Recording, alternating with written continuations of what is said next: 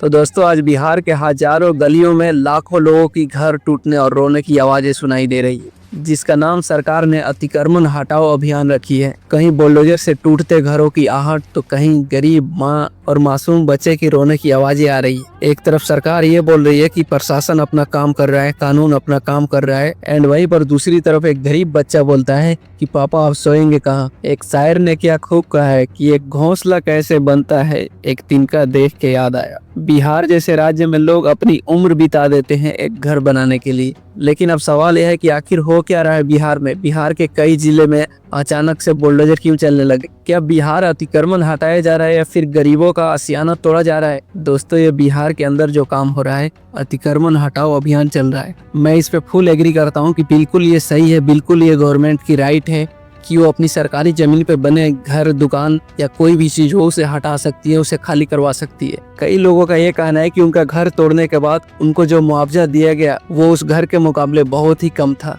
और कई जगह खाली कराने पे कई लोगों को तो 1 रुपए भी नहीं मिले। दोस्तों सच तो यह है कि बिहार के अंदर सरकार कौन चला रहा है ये समझ में ही नहीं आ रहा है, क्योंकि एक साइड नीतीश कुमार है जो फैसले नहीं ले पा रहे हैं, जिनके दिमाग अभी सही नहीं है, एंड दूसरे साइड है भारतीय जनता पार्टी जो कि नीतीश कुमार को आगे करके और पर्दे के पीछे से गेम खेल रही है। हालांकि लोगों का घर हटाकर गवर्नमेंट एक गलत नहीं कर रही है, अतिक्रमण हटा रही है, लेकिन सरकार को थोड़ा सा इमोशन देखना चाहिए, थोड़ा गरीबों के ऊपर दया आना चाहिए। उनको पहले उन्हें कुछ मुआवजा देकर उनके घर बसाकर और उसके बाद इनकी घर तोड़ना चाहिए। एंड दूसरी बात यह है कि गवर्नमेंट जब अतिक्रमण हटा ही रही है तो पूरा सिस्टम करप्ट हो चुका है, पूरा सिस्टम में अतिक्रमण है, हर जगह पे घुसखोरी, हर चीज गुंडा राज चल रहा है बिहार के अंदर। लड़के बाइक और गन्स लेकर गैंगस्टर बन रहे हैं, तो सरकार को पहले ये वाला अतिक्रमण हटाना चाहिए। लोग बेरोजगार हैं, उनको रोजगार देना चाहिए। अगर अतिक्रमण की बात करें तो चाइना हमारे भारत का 2000 स्क्वायर किलोमीटर जमीन कब्जा करके रखा है, पहले उस अतिक्रमण को भी हटाना चाहिए। देखो लॉ इन ऑर्डर अगर सही करना ही है तो बड़े बड़े माफिया और बड़े बड़े लीडर्स जिनके ऊपर क्राइम और बहुत ही घटिया किस्म के केस चल रहे हैं, लेकिन फिर भी वो लोग घूम रहे हैं।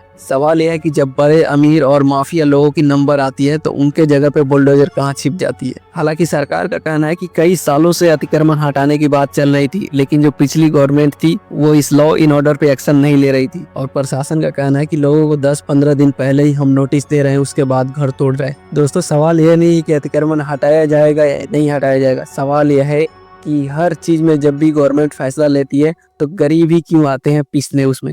चाहे कोई भी फैसला हो, सबसे ज्यादा नुकसान अगर किसी को होता है तो बिहार के गरीबों को, या फिर देश में ही अगर कोई एक्शन लिया जाता है तो देश के गरीबों को ही नुकसान होता है। देखो मैं बिल्कुल एग्री कर रहा हूँ कि अतिक्रमण हटना चाहिए, लेकिन वो जो शराब बंद है और फिर भी शराब मिल रहा है वो उसका क्या होगा? सरकारी स्कूल बिल्कुल ही करप्ट हो चुका है, लोग अपने बच्चों को प्राइवेट में पढ़ा रहे हैं, लेकिन प्राइवेट स्कूल लूटने की काम कर रही है, इसका क्या होगा? देखो मैं अभी भी बोल रहा हूँ अतिक्रमण हटना चाहिए। जैसे एक्शन अतिक्रमण पे आप कर रहे हैं, जैसे एक्शन ले रहे हैं, वैसे हर चीज पे माफिया से लेकर जितना करप्शन है सिस्टम में सबके ऊपर बुलडोजर चलना चाहिए। और जो चाइना 2000 स्क्वायर किलोमीटर हमारे जमीन पे कब्जा किया है उसका भी अतिक्रमण हटाना चाहिए। और मेरा ये वीडियो बनाने की कोई और मकसद नहीं है, मुझे सरकार से अपील है, रिक्वेस्ट है कि थोड़ा गरीबों के ऊपर रहम करे, थोड़ा गरीबों के ऊपर दया दे, उनको मुआवजा दे। कहीं ना कहीं उनकी किसी का भी घर ऐसे नहीं बिगाड़ना चाहिए, उनको कहीं बसा कर फिर उसके बाद उनका घर तोड़ा जाए।